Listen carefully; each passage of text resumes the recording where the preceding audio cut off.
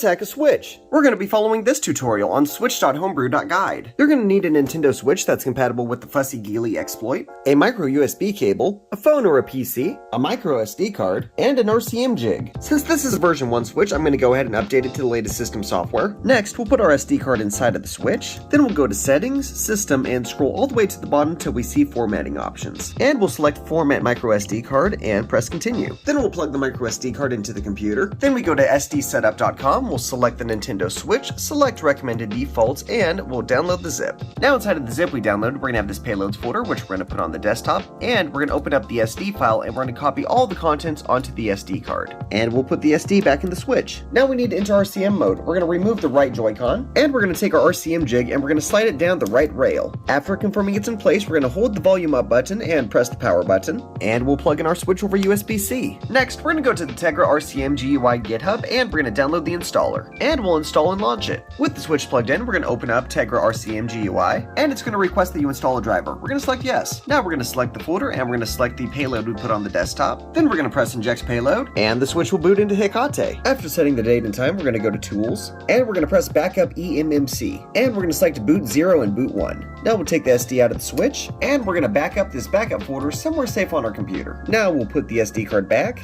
and we'll go back to Backup eMMC, and we're going to select eMMC Raw GPP. And then we'll remove the SD card and make a backup just like we did before. And after it's done making the backup, we're going to go ahead and delete the backup folder off of the SD card. We'll put the SD card back in the Switch, and we'll download the latest Lockpick RCM payload from the Lockpick RCM GitHub. Then on the Switch, we're going to press Reboot, and then Reboot into RCM. Then in the TegraRcmGUI, we're going to select the Lockpick RCM payload file, and we'll press Inject Payload. From Lockpick, we're going to select Dump from SysNAND, then we'll press the power button to go back to the menu, and then we'll press Power Off. And once again, we're going to remove the SD card. Then we're going to go inside of the Switch folder, and we're going to see the production keys right here that we're going to back up. Now we're going to block system updates to prevent issues in the future. Keep in mind this is going to disable most official online functionality. We're going to go to System Settings, then Internet, go to Internet Settings. You'll select your Wi-Fi network, then go to Change Settings. We'll change the DNS settings to manual, and we'll set the primary and secondary DNS to the following. And to make sure it works, connect to the network. And it should pass. Now we're going to power the system down again and put it in RCM mode. We'll select and then inject the Hekate payload. We'll press launch, and we'll select CFW sysMMC. This actually threw up an error for me, and I think it might be because the guide had me installed Hekate 6.0.3 and the latest is 6.0.7. It also came with Atmosphere version 1.5.2 and the latest is 1.6.2. So I'm going to download the latest release from the GitHub. I'm going to extract the latest version into the payloads folder I created, and we're going to move the bootloader folder onto the SD card, and we're going to press replace the files. As for Atmosphere, we're going to grab the latest zip off the GitHub as well as the fusee.bin. We're going to drag and drop the contents of the zip to the SD card and replace the files. And then we're going to go to bootloader, payloads, and we're going to take the fusee.bin and we're going to replace the one that's in there. I'm going to put the Switch in RCM mode again. I'm going to select and inject the latest payload. I'll press launch and then CFW sysMMC.